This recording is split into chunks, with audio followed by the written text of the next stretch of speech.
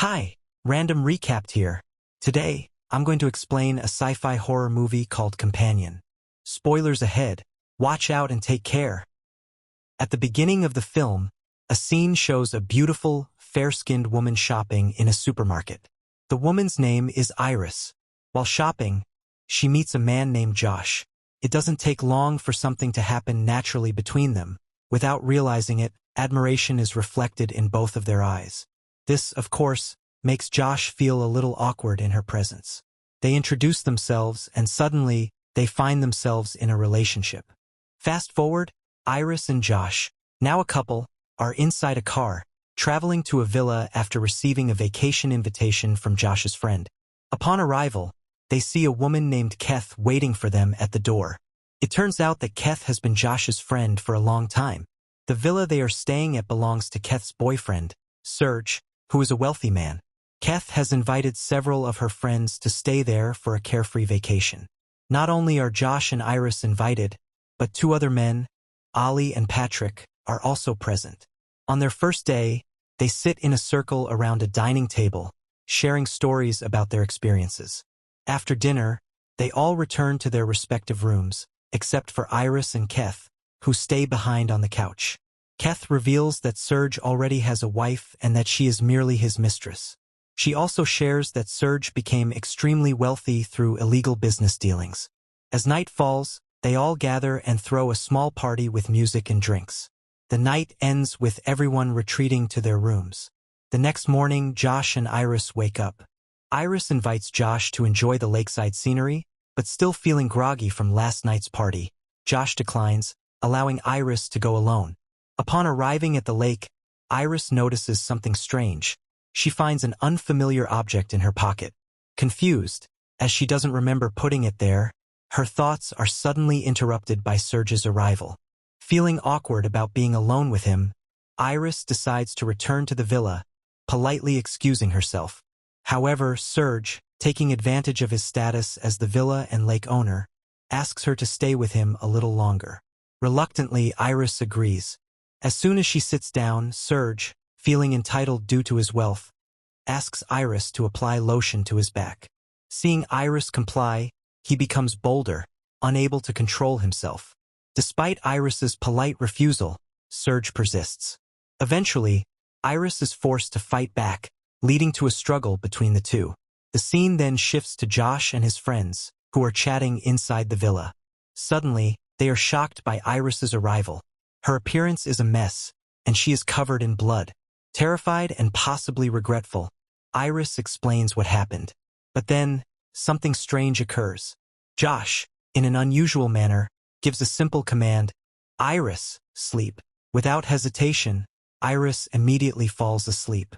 After she is unconscious, Josh ties her to a chair, sits in front of her, and commands, "Iris, wake up." Instantly, she awakens. This is not hypnosis or anything similar, and the film soon reveals why this is happening. Josh then explains that Iris is actually a programmed robot. Iris refuses to believe it, adamantly denying the claim. To prove his point, Josh uses his phone to change Iris's language settings, switching her speech to Mandarin. The film then takes us into the past, showing the moment Josh purchased the robot from a technology company. The scene reveals Josh at home, receiving a package, none other than Iris. The company representative explains the specifications of their robotic creation, which have been programmed to comply with the country's legal limitations.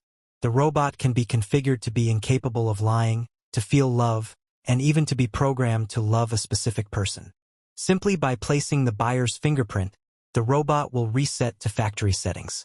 It is also revealed that Iris and Josh's initial meeting at the beginning of the film was actually a memory link automatically initiated by the robot system. This feature allows the robot to develop memories and emotions over time. Despite all these revelations, Iris still refuses to believe that she is a robot. Meanwhile, Keth approaches Josh and urges him to shut down Iris's program immediately. Before doing so, Josh asks for permission to say a final goodbye and express his gratitude to Iris for accompanying him all this time. Perhaps, deep down, Josh has also developed genuine feelings for her. While left alone, Iris's intelligence starts functioning. She surveys her surroundings, searching for a way to escape. Luckily, she spots an object that could help her break free and quickly seizes the opportunity. Moments later, Josh returns to find that Iris has successfully untied herself. She fights back and escapes, taking Josh's phone with her, an essential device containing the application that controls her programming. After Iris flees, Josh, Ollie, and Keth gather to discuss the situation. They are somewhat worried about her escape. It is then revealed that the three of them are actually conspirators, and everything that has happened was part of a premeditated plan. Before Serge's death, Josh had modified Iris's programming to increase her aggression, an action that violated the terms of their purchase agreement with the robot company. According to the agreement, the company is only responsible for the robot's actions as long as its settings remain within legal limits. It turns out that they had planned this entire scheme from the beginning. However, they haven't yet decided how to deal with Iris's escape. For now, their plan has succeeded in eliminating Serge. They then enter the villa to open Serge's safe, revealing stacks of cash. A dispute arises over how to divide the money. Josh insists that the money should be split among three people, himself, Ollie, and Keth. However, Ollie refuses, insisting that Patrick should also get a share. Josh opposes this idea because Patrick is actually a robot, meaning Ollie and Patrick should be counted as one entity. Since Ollie has no choice, he agrees to Josh's terms. Now, their priority is to capture Iris before their plan unravels. If the truth is exposed, they will lose everything and face imprisonment.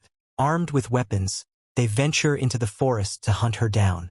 Meanwhile, Iris sits in the woods, examining Josh's phone. She plays around with its settings, adjusting her voice modulation and, more dangerously, increasing her intelligence to 100%. After searching for a while, Ollie eventually spots Iris. Cornered, Iris is forced to kill him. Hearing the commotion, Josh immediately chases after her. Luckily, Iris manages to escape and reaches Josh's car. However, she encounters a problem. The car requires Josh's voice command to start, but with her intelligence now maxed out, she quickly reconfigures her voice using the app.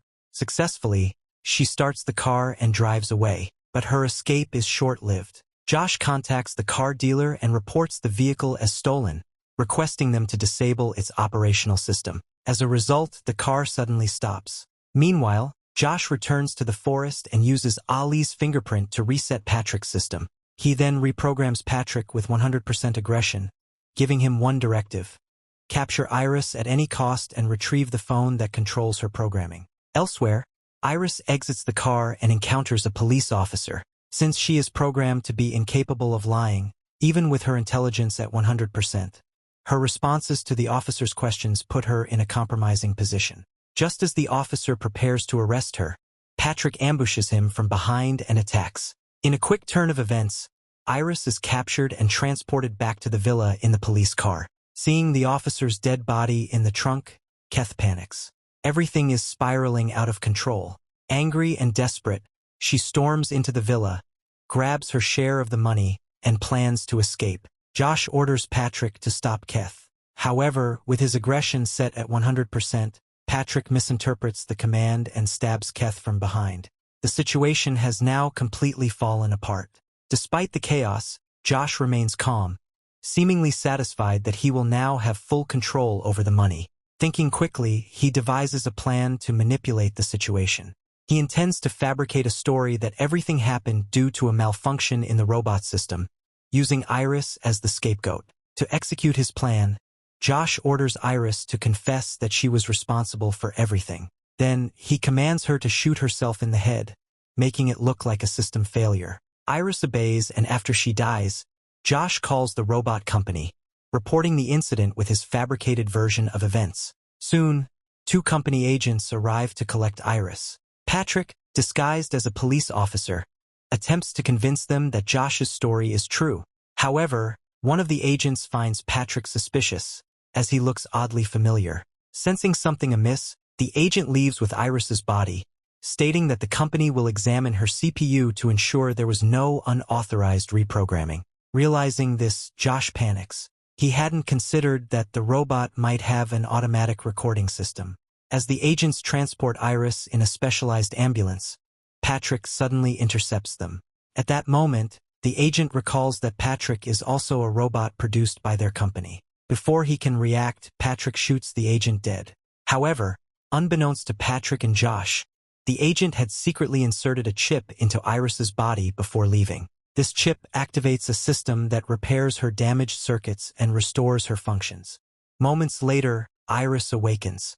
A chase ensues between Patrick, the remaining agent, and Iris. Meanwhile, back at the villa, Josh is hurriedly gathering the money, preparing to flee. But before he can leave, Iris enters the villa, leading to a final confrontation between them. A brutal fight breaks out between Iris and Josh, culminating in the film's dramatic ending. I know that you can.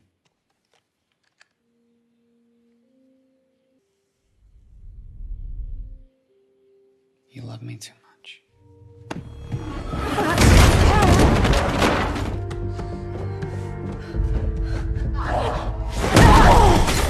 You think I'm nothing to you?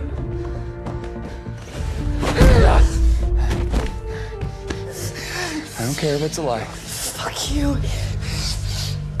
Say it. You have everything to me. Yeah, what's that?